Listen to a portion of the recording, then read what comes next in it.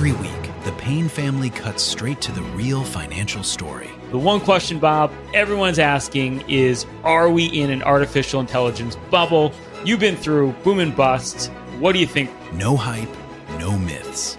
Just what actually matters to your money. Does feel very similar to what we experienced in the 90s. Where are we, though? Are we in 1995, 1997, 1999? Listen to the Pain Points of Wealth on the Red Apple Podcast Network.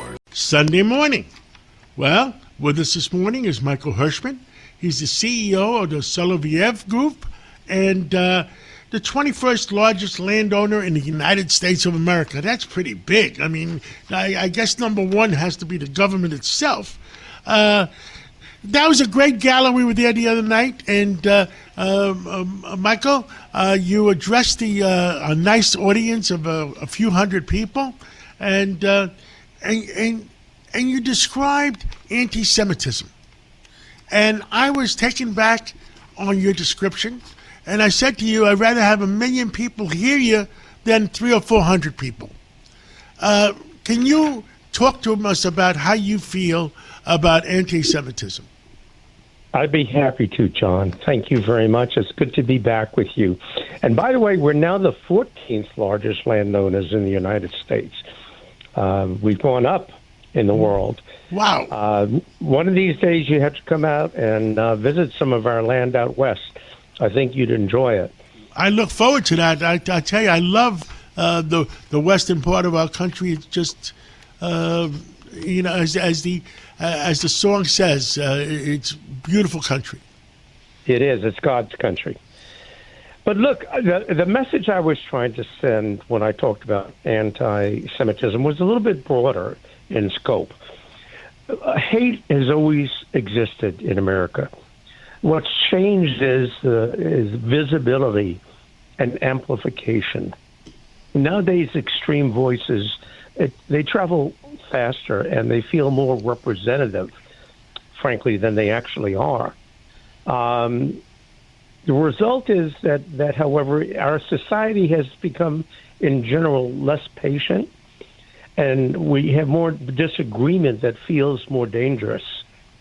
We've made identity more central than our shared citizenship. Now, specifically, as it has to do with anti-Semitism, look, it's frightening, it's painful, it's often isolating. But as a community, we have to remember something essential. Calling out racism or anti-Semitism, it's a moral responsibility, but only when it's actually racism or anti-Semitism. We must not become a people who label every disagreement, every critique, or every political argument as an act of hate. When we do that, a couple harmful things happen. We dilute the meaning of the word anti-Semitism or racism. The real racists, the real anti-Semites, the real threats kind of slip through the cracks. And we tend to shut down conversations that we should be having, especially amongst ourselves. Criticism of Israeli politics or policies, that's not anti-Semitism. Heck, there's a fairly good-sized population of Jews in Israel that argue against Israeli policies towards the Palestinians. Are these Jews anti-Semitic? Of course they're not.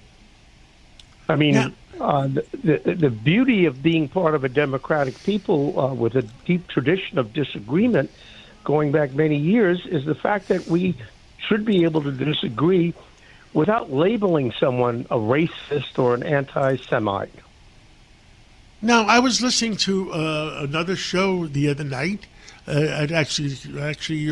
Lionel, one of our hosts, at 3 o'clock in the morning, and he was bringing that up, and he says there is no word in the dictionary for people that don't like Catholics. There's no word for anti-Catholicism. There's no word for anti-Protestantism. There's no words that exist for a lot. Does using the word anti-Semitism actually go against maybe some of the and point out that the Jews are oversensitive? I think that's a good point. I think that the Jewish people have become oversensitive. In large part, it's because of a history of victimization, if you will.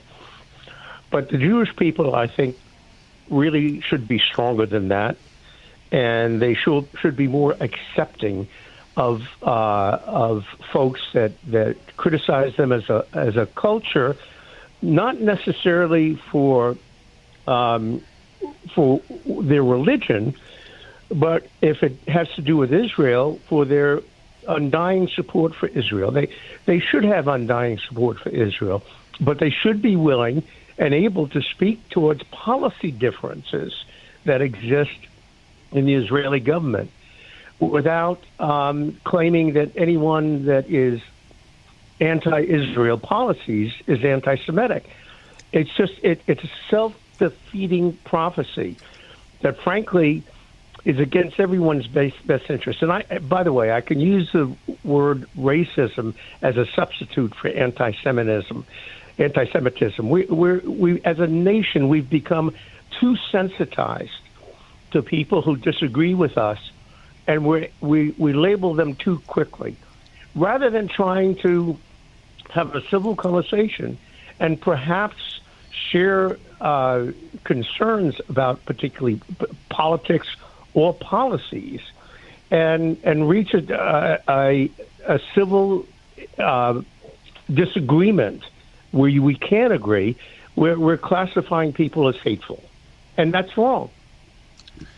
Well, when other people are viewing a class of people and that tend to be oversensitive, they tend to do it even more. Well, that's right. That's right. Look, this country, we have a long history of accepting immigrants in this country. And look, we can talk for hours about, the immigration policies of this administration.